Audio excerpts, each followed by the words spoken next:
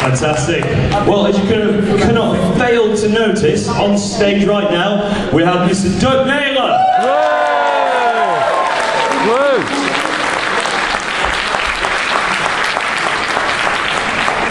Hi, I just want to read, it'll take a little time, a statement that Dave are going to put out at 11 o'clock, and then if it still doesn't make any sense, I'll explain it to you. They have a lot of lawyers, and lawyers worry about things, and that's why this thing has been so long and protracted. But generally it's been, you know, sort of like the worst kept secret in show business.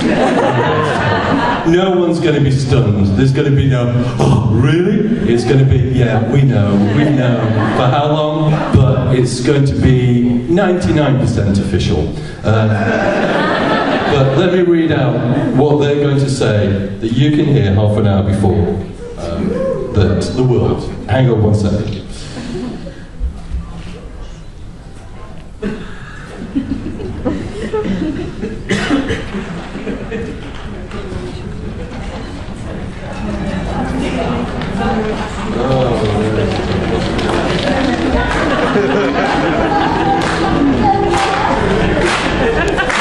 This is making me nervous. Oh, shit. Email. Oh, is he making a clock already?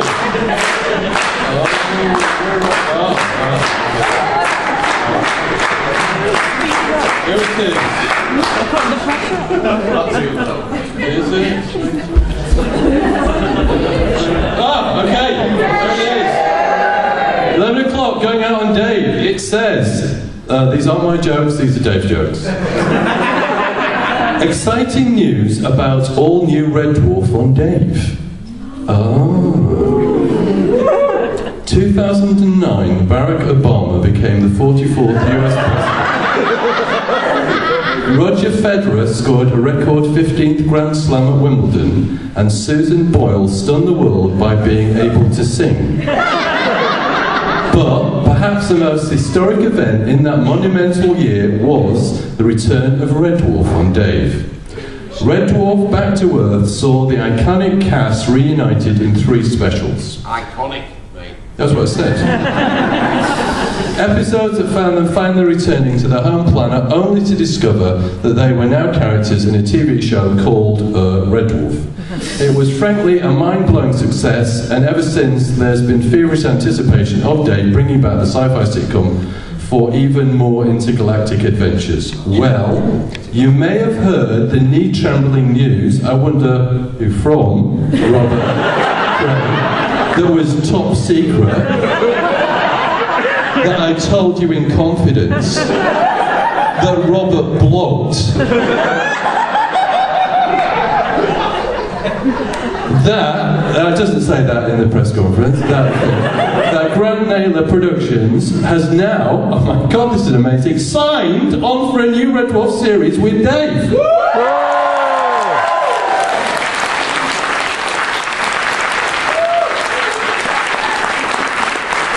This is absolutely true. This is what Dave is saying. And we can't wait to bring you more Dwarf, but we should just mention, here it comes, that there's still some stuff that needs to be sorted out before the show can go into production, which is basically the cast have to sign their contracts.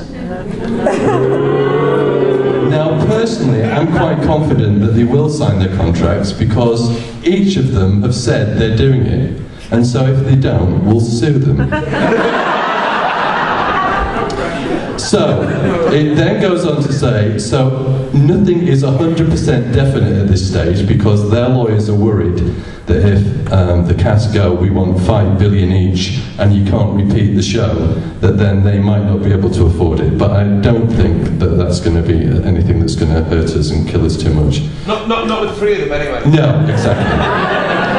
So, that's it. That's the statement that's going out at 11 o'clock. So, we're doing a new show. We're all really excited about it. It's going to be 6:30 minutes, which is like the old BBC.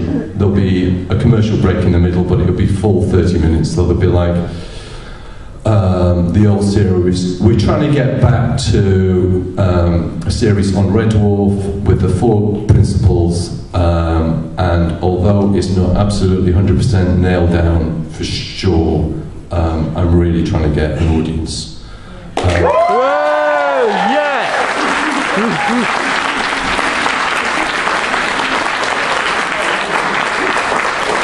I just feel that the more I announce that there is going to be an audience, and the more polls I do, which all say we want an audience, it'll be much harder for Dave to argue about whether we do have an audience or not. They do like the big look, and that's great, but in the end, it's a comedy show first and foremost, and that's the way we want to go, and it's certainly the way the 4 guys want to take it, and I just think it makes the show a really kind of, there's an extra special flavour to it when there is an audience. We go into pre-production in October. We're shooting November, December, a little break for Christmas, and then we shoot in January. So I think we're actually shooting 3 shows at the end of the year, and then 3 shows in January, and then pre-production, and then the show will be broadcast. God, this is so far away. September, October, I think, 2012. Long time. Obviously, their major concerns are there might be leaks. People might tweet things. And, you know, I could think of a couple of people, you know, that might be a concern. And I also discovered on Friday that now, and this is absolutely true, there is Wi-Fi on the stage that we're going to be using. So a joke I used to make about Bobby being able to tweet during the scene is actually now quite possible. So that's kind of it. Nothing's nailed in terms of guest stars or anything. I mean, I've been thinking about scripts. I've got script ideas, but nothing written. I'll take some Q&A now. Any questions?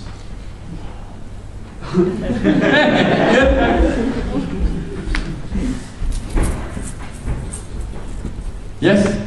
Lady in the front? Hello. Hi. Hi, Susan. It's true that there's going to be a new series of Red Dwarf, and the cast are going to be reprising their roles in it. That's, yeah, I would say that's yes. Yeah. You've been listening to me, haven't you? Yeah. Thank you. Okay. Hello, Doug. For 15 minutes. Hello, Doug. Hi. Hi. Who was your inspiration as a writer?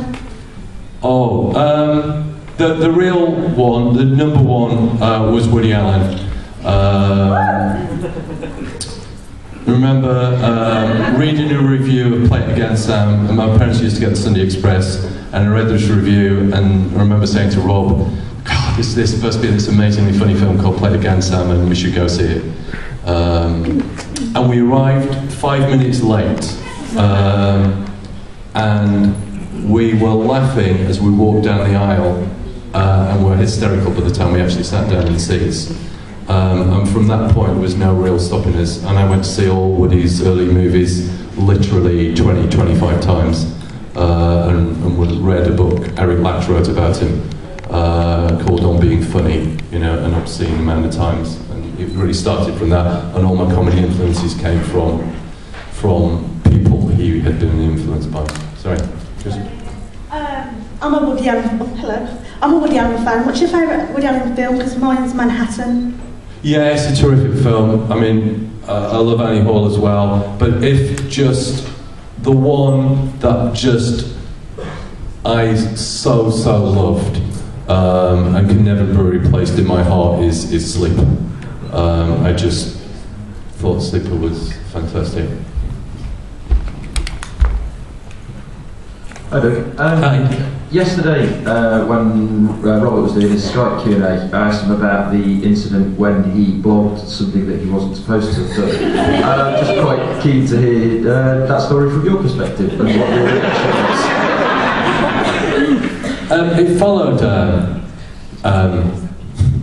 I was asked to speak to Craig and Robert just to let them know what was going on, so we did. And it wasn't 100% official at that point because something I've omitted to do, actually, I've suddenly realised, is thank Steve North and Jane Rogerson at Dave. In fact, if anyone's got a Twitter, can you Twitter that I've just thanked Steve? Steve North and Jane Rogerson.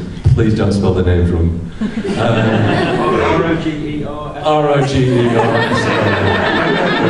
Oh my God, that is fine. So, I mean, obviously, you know, Dave wants to be involved in the announcement in some small way, in that, you know, they're putting up the money.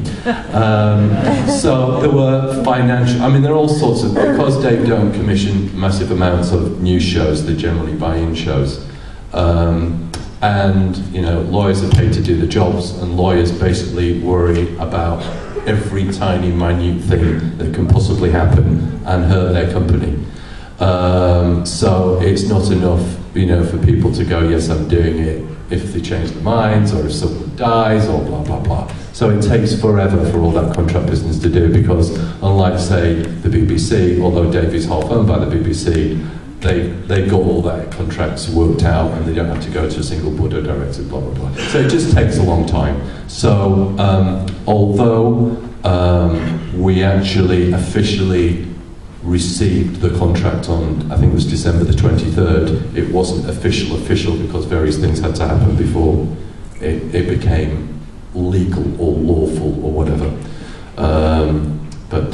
So in their excitement, I think Robert already had the blog, it was just, he just needed to press send. Okay. Hello, Doug. Hi. Obviously most of your work before was in collaboration with Red Dwarf. Now that he's left and no longer working with you, what do you feel is missing most now that he's gone? What's missing most? Yeah, from your work. I mean, what do you miss most? Oh, I absolutely adored working with Rob, but Rob wanted to go off and do his own series, and indeed did, with Dark Ages and Strangers, and you know, it wasn't, I mean, he had two terrible ideas in my view. One was not making Crichton a full character, but I won that one. And then the second one was going his own way and writing on his own, and I lost that one. There's nothing really I can do about that. That's just, you know, it's just a fact of life. Just got to get on with it. Any more? Yeah. You mentioned the release schedule, the filming schedule. Any idea when Red Dwarf's going to get back to the States? I know PBS are very interested, and I know BBC America are as well.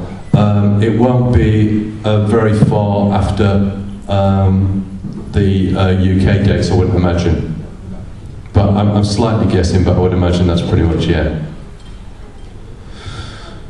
Same with Australia and Czechoslovakia, I think, and also we're talking to NHK in Japan.